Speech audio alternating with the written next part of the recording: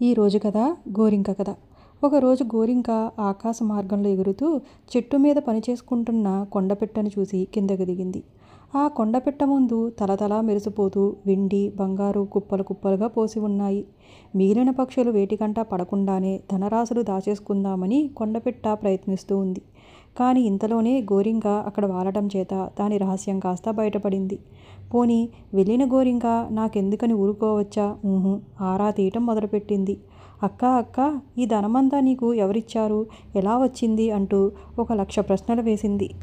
కొండపిట్టకైతే రహస్యం చెప్పడం ఇష్టం లేదు. ఎవరికి మాత్రం ఇష్టం ఉంటుంది ఇంటి గుట్టు బయట పెట్టుకోవటం? కానీ ఈ గోరింకకు చెప్పకపోయినట్లయితే ఇది పోయి మిగిలిన పక్షులన్నింటికి చెప్పేస్తుందేమో, అందువల్ల మనకు చాలా ప్రమాదం కలుగుతుంది అని భయం పట్టుకుంది. ఇంకా చేసేదేముంది, చెప్పక తప్పదు. సరే, గోరింక చేత 100 ఒట్లు వేయించుకుని కొండపిట్ట తనకి ధనం దొరికిన విధం ఇట్లా వెల్లడించింది. చెల్లి చూడు, నేను నీకొక పెద్ద గుహ ఆనవాలు చెబుతాను.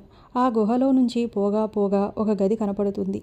అందులో వెండి రాసులుంటాయి. కానీ వాటి వైపు చూడనే చూడవద్దు. ఇంకా వెళ్ళగా మరొక గది కనిపిస్తుంది. అక్కడ బంగారపు రాసులుంటాయి. అది కూడా తాకవద్దు. మరి కొంచెం దూరం పోతే 3వ గది కనిపిస్తుంది. అందులో ఒక రాజు ఉంటాడు. ఆ రాజుని అడిగావంటే నువ్వు కోరినంత ధనం కురిపిస్తాడు అని చెప్పింది. సరేనని గుట్టు తెలుసుకుని గోరింక బయలుదేరింది. గుహలోకి ప్రవేశించింది. కొంత దూరం పోగా వెండి రాసులున్న గది వచ్చింది. వాటిని చూసి ఇవన్నీ నా దగ్గరుంటే ఎంత బాగుండునో అనుకుని ఉవ్విళ్ళూరింది. కానీ కొండపిట్ట చెప్పిన మాట గుర్తుకు వచ్చి ఆగిపోయింది. ఇంకా వెళ్ళేసరికి మరో గదిలో బంగారు రాసులు కనపడ్డాయి. ఇంకా వాటిని చూడగానే మనసు ఉండబుద్ధి కాలేదు. ఎట్లాగైనా వాటిని ఎత్తుకుపోవాలని దురాశతో బంగారాన్ని ముక్కుతో ముట్టుకుంది.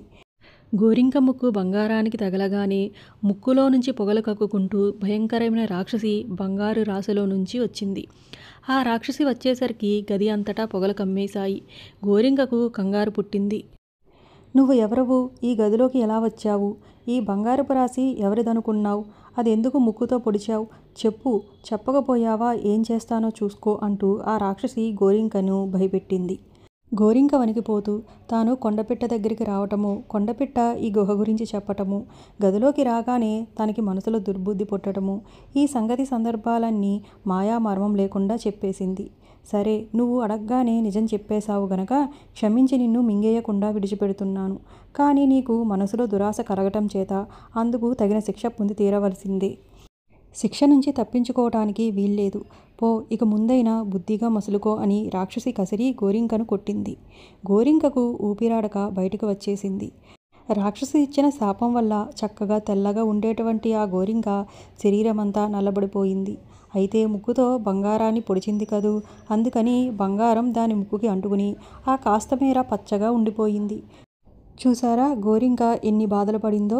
కొండపిట్టను గుట్టు చెప్పమని అడగటం ఒక తప్పు, అది చెప్పినట్లు అక్షరాలా నడుచుకోకపోవటం రెండో తప్పు, గదిలోకి వెళ్ళి వెండి బంగారాలు చూడగానే దురాశ చెందటం మూడో తప్పు. ఇన్ని తప్పులు చేసింది గనుకే గోరింకకు రాక్షసి శాపం పెట్టింది. శాపం తగలడం వలనే అందంగానూ తెల్లగానూ ఉండే గోరింక నల్లగా మాడిపోవాల్సిన గతి పట్టింది.